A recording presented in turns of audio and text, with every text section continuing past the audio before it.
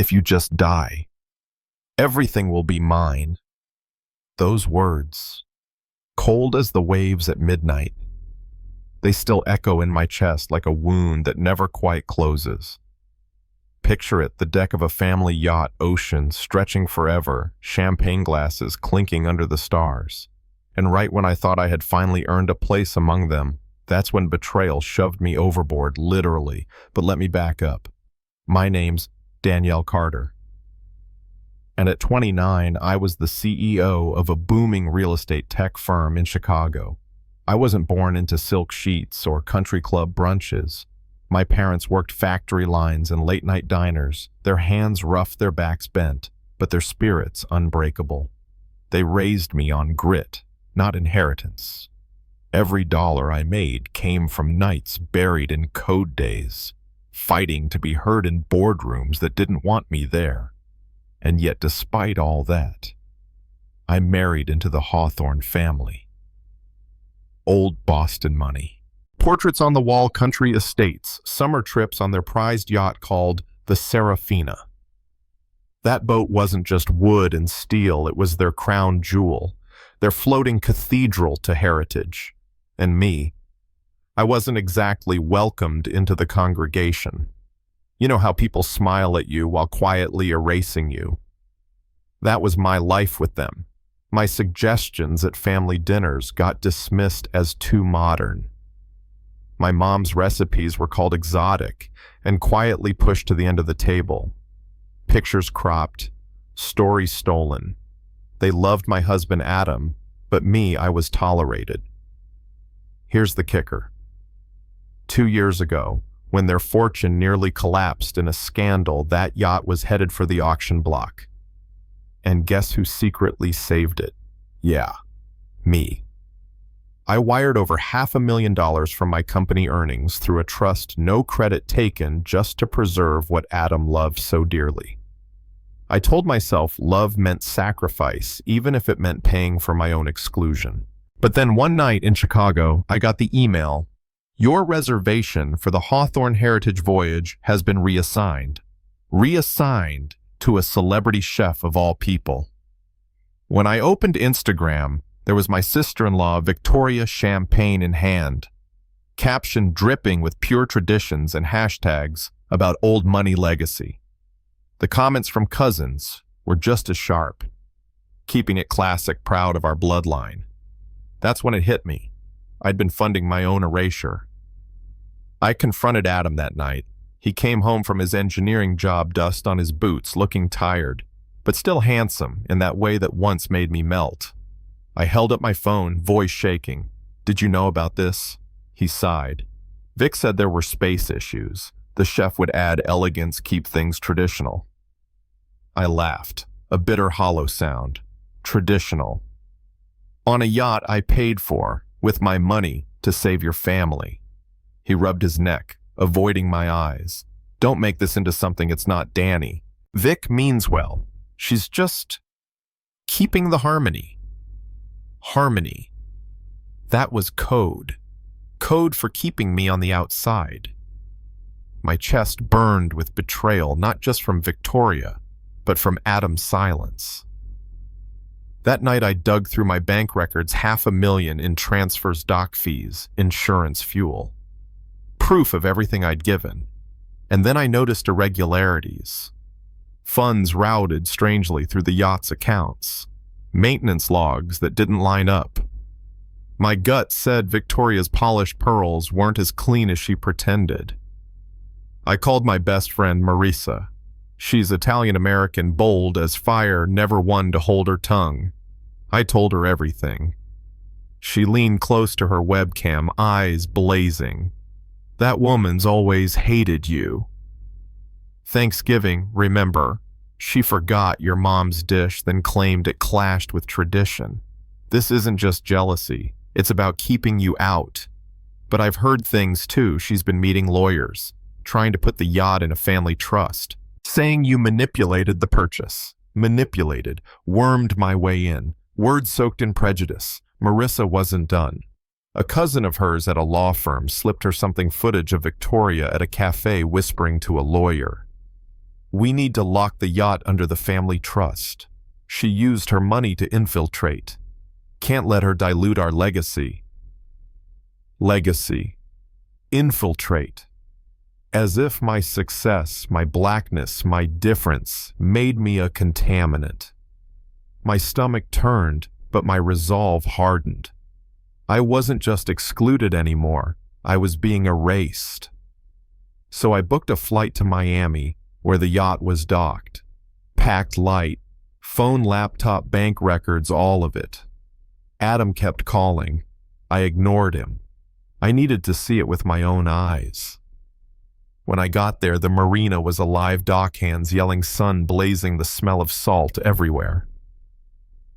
The Serafina gleamed at her berth like a queen pretending she'd never been bankrupt. I stayed in the shadows, wide-brimmed hat pulled low, scanning. And there she was, Victoria, blonde hair whipping in the breeze, voice booming as she told the family, "This voyage honors our timeless bond. We must keep it pure. Pure." The word sliced. Then I spotted my ally Carlos, the marina manager. Burly guy, kind eyes, someone I'd tipped before for quiet favors. He leaned close. "Senora Carter, be careful. Your sister-in-law's been sniffing around investors, selling shares to cover debts. But she's hiding something big. Don't let her see you." Proof enough. Victoria wasn't just prejudiced. She was desperate, dangerous. I texted Marisa, who'd managed to get herself on board disguised as catering staff. She replied fast. "Vic's on edge. Selling shares fast. Got photos of shady accounts." My pulse surged. This was it. I could have walked away. But something in me, my parents' voices maybe said, "No more bowing." So I climbed aboard. Heads turned. Laughter died. My heels clicked on the deck as the sun bled into the horizon. I wasn't just a guest anymore. I was a storm. Victoria froze mid-toast, her smile brittle. "Danielle, what a surprise. I thought you had other commitments, your busy life and all. Commitments like funding this entire charade." I pulled a folder from my bag, laying deeds and transfers on the polished table. 2 years ago, when this yacht was on the auction block, I bought it. Every dime. Over $500,000. Maintenance upgrades fuel all me. "I saved your legacy." Gasps, murmurs. Then Henry Adams' father, pale and shaking, stepped forward. "It's true. She saved us." I knew, but I stayed silent. The family stared, cracks spreading in their perfect facade. Victoria's laugh was thin, trembling. "Money doesn't buy family, dear. This yacht is our blood." I lifted my phone, thumb tapping play. Mia's video filled the screen. Victoria's voice hissing. "She doesn't belong in our classic values. We need to lock this down." The cousins recoiled. And Uncle muttered, "Vic, you said it was family funds." Her mask, cracked eyes darting. This is manipulation. She's twisting everything with her different ways. Different. Always different.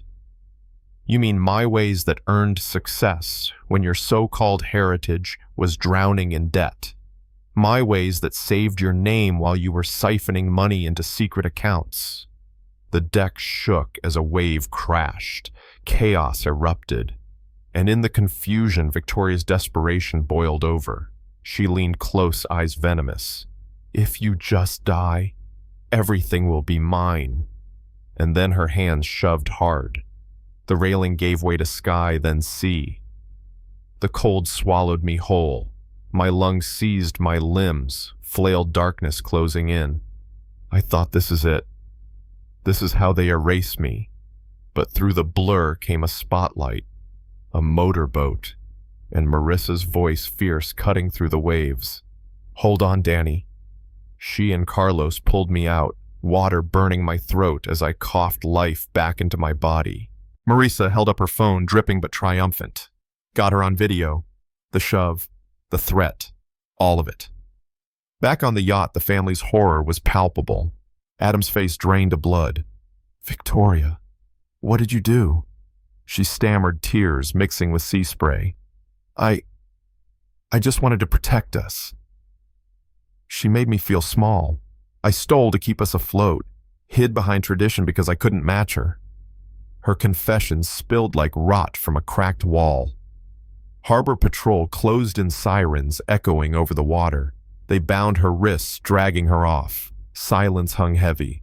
Adam turned to me, eyes brimming. "I failed you. I let her poison define us. I let them treat you like less.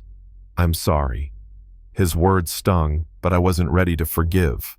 I didn't need protection after the fact. I needed you to see me from the start. Henry bowed, his head, voice breaking. "Danielle, you saved us when we didn't deserve it. We let tradition become a wall against you. We were wrong." One by one, cousins, aunts, uncles mumbled apologies, raw and clumsy. But for once, they saw me. As the dawn broke, I stood at the bow, hair still damp, heart scarred but unbroken. The yacht wasn't just theirs anymore, it was mine. And I knew exactly what to do with it, open it to the people like my parents, families told they'd never belong. Make it a floating celebration of grit, not pedigree. I turned to them all. Family isn't bloodlines. It's respect, support, building together. No more free rides on my dime. The horizon stretched wide, painted in gold.